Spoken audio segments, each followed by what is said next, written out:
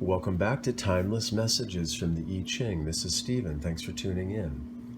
If you've found this video, then there are likely messages that will help you in your current situation, helping you with a new perspective, and perhaps moving you in a different direction.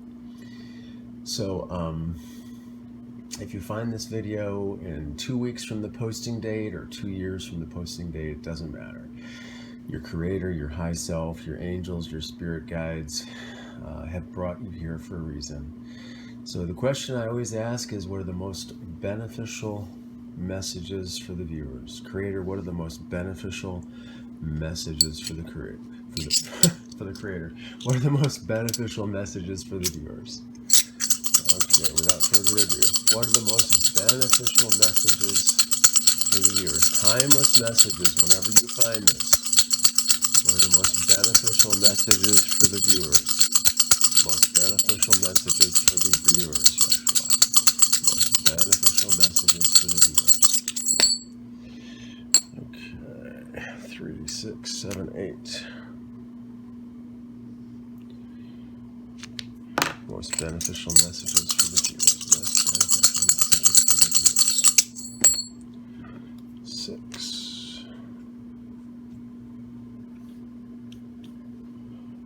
Most beneficial messages for the viewers. Most beneficial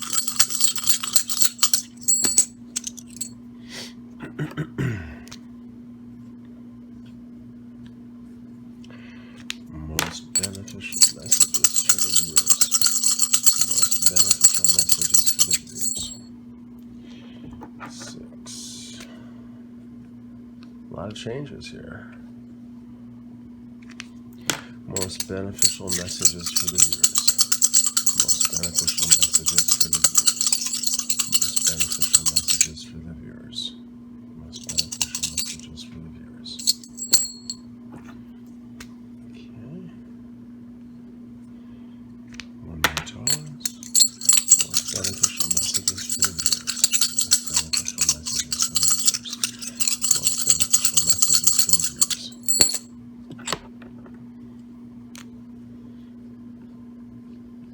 Okay, let's start with what this is.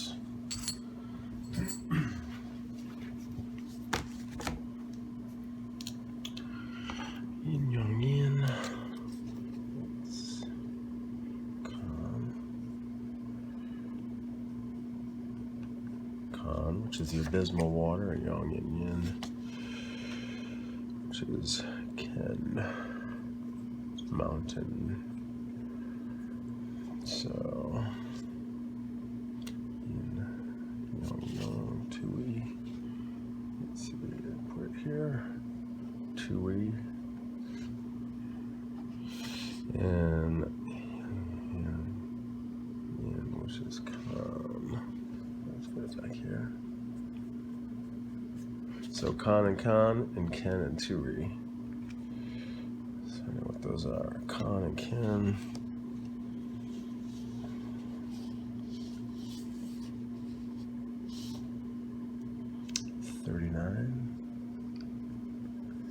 Okay, Tui and Kan.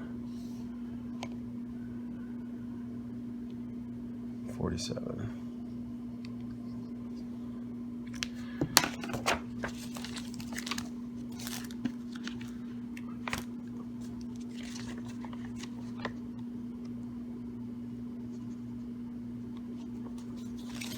Okay, let's start with 47. Oppression.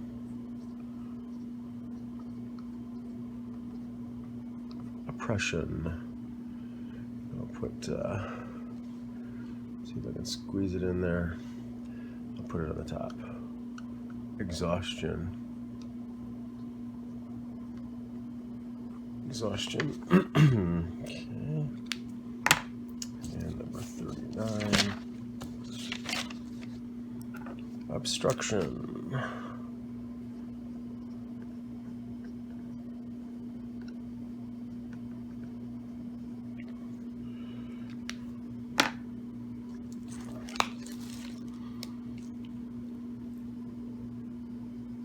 Okay, so Khan on the top is the abysmal water, and the mountain below Ken is keeping still.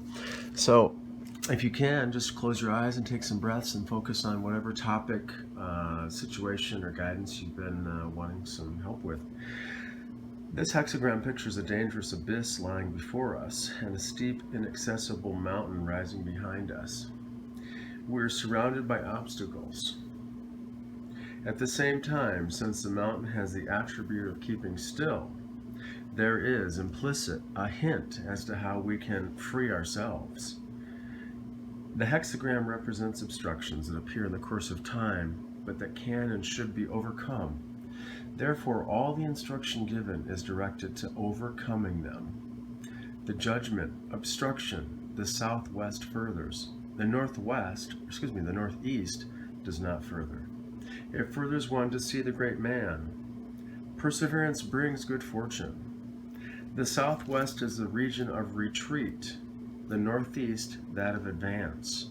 Here an individual is confronted by obstacles that cannot be overcome directly. In such a situation, it is wise to pause in view of the danger and to retreat. However, this is merely a preparation for overcoming the obstructions. One must join forces with friends of like mind and put oneself under the leadership of a superior person equal to the situation. Then this person will succeed in removing the obstacles. This requires the will to persevere just when one apparently must do something that leads away from their goal. This is the idea of retreat. This unswerving inner purpose brings good fortune in the end. An obstruction that lasts only for a time is useful for self-development. This is the value of adversity. This is the value of adversity. The image, water on the mountain. This is the water, this is the mountain. The image of obstruction. Thus the superior man or woman turns their attention to themselves and molds their character. Difficulties and obstructions throw a person back upon themselves, while the inferior person may seek to put the blame on other persons, bewailing their fate. The superior person seeks the error within themselves. And through this introspection, the external obstacle or obstruction becomes for this person an occasion for inner enrichment and education. So this is interesting.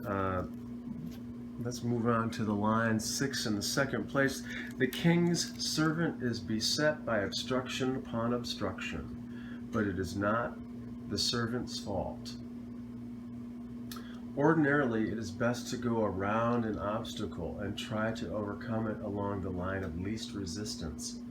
But there is one instance in which a person must go out to meet the trouble.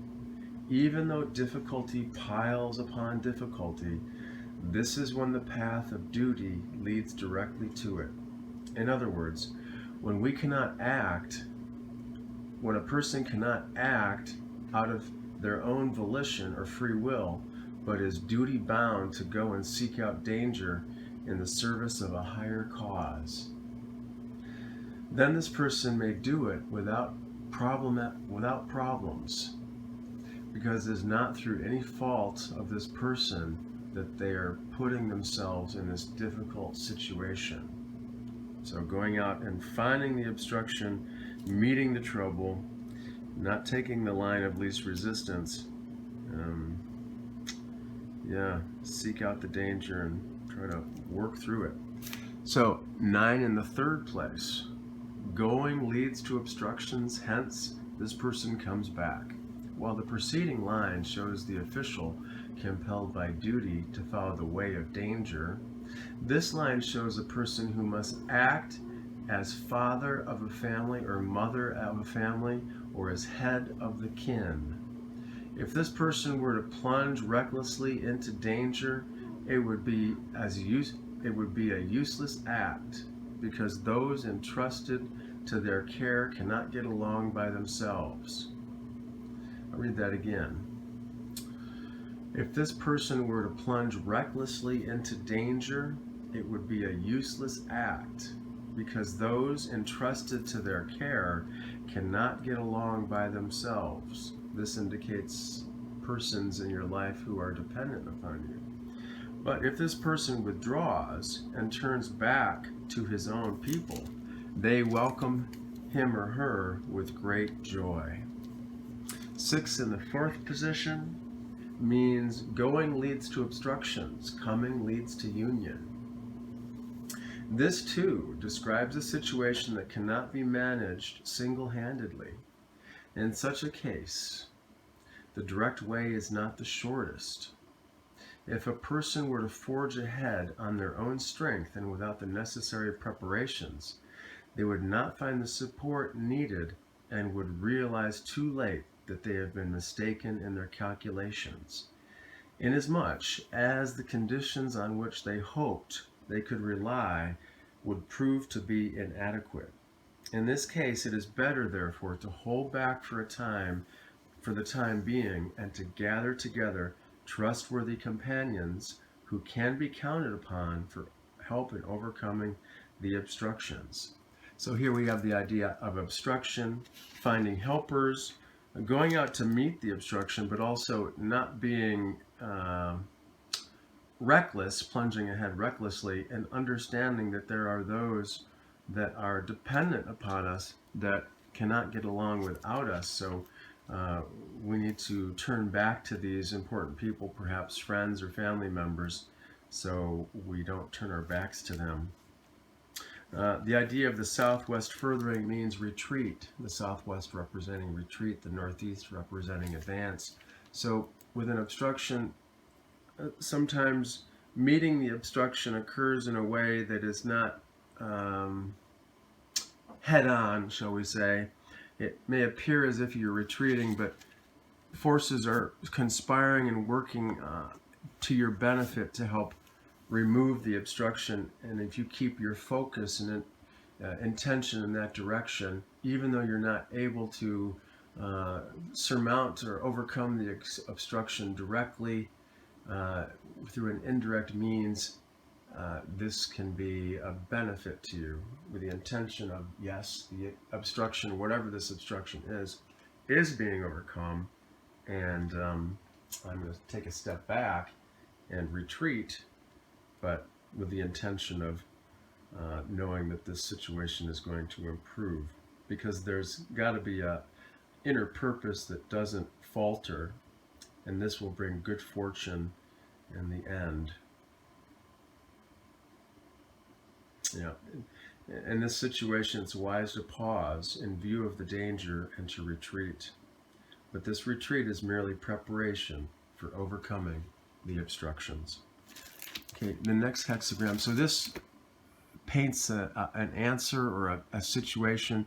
If this doesn't speak to you right now about your current circumstances, it's quite possible that there may be, in a very near future moment, some form of obstruction that will come into your life, because the I Ching not only can tell you what's in your life now, but can also help guide your mind to understand what's coming soon into your life. So this could be an indicator of what's coming soon or what is already in your life right now. So the second hexagram is oppression, exhaustion, and that is number 47. Let's go to that.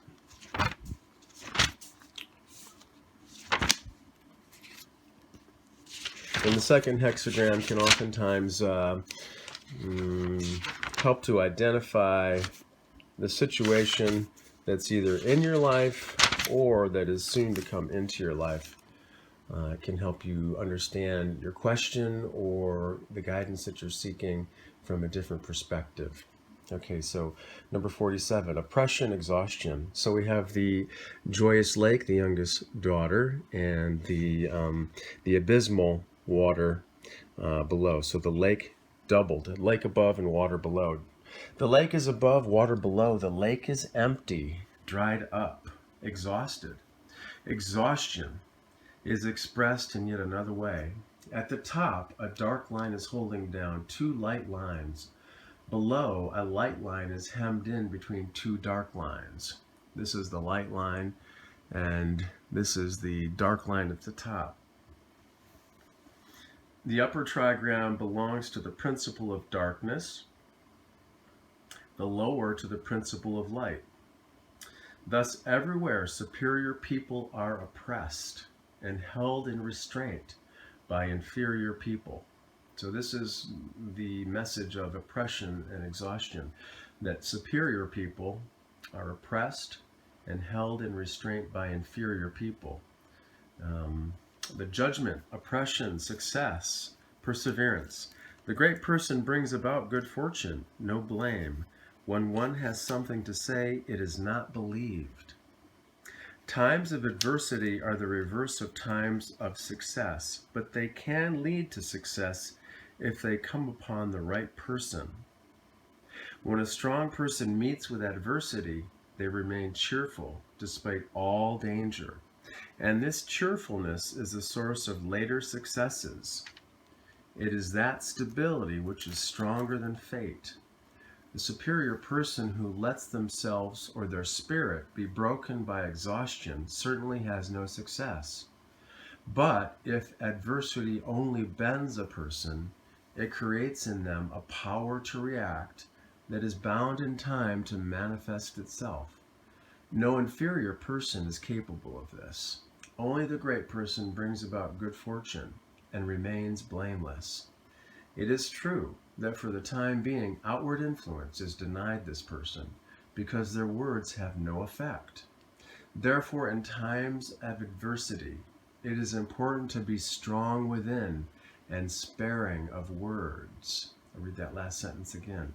In times of adversity, it is important to be strong within and sparing of words. The image, there is no water in the lake, the image of exhaustion. Thus, the superior person stakes their life on following their will. When the water has flowed out below, the lake must dry up and become exhausted. That is fate. This symbolizes an adverse fate in human life. In such times, there is nothing a person can do but accept their fate and remain true to themselves. This concerns the deepest levels of their being, for this alone is superior to all external fate. I'll read those last couple sentences again. In such times, there is nothing a superior person can do but accept their fate and remain true to themselves. This concerns the deepest layers of their being, for this alone is superior to all external fate. So it talks about adversity here, and when a superior person meets with adversity, as you may be meeting with some adversity right now, they remain cheerful, believe it or not, despite the danger. And this cheerfulness is the source of later successes, because this cheerfulness provides a stability that is stronger than fate. If you let your spirit be broken by exhaustion, you can't have success. But if adversity only bends your spirit, it creates a power that is bound in time to manifest itself. And the other ideas are that outward influence is denied. The words that we're speaking do not have any effect. Evidently, the people that we are surrounding ourselves with, or who are surrounding us, are not listening to our words, and we don't have influence upon them. This describes the time, or the situation of adversity, oppression. And during this time, we must be strong within and sparing of words. Sparing of words means don't be long-winded. Just only say what's absolutely necessary to say. Okay. The idea of this remaining true to yourself and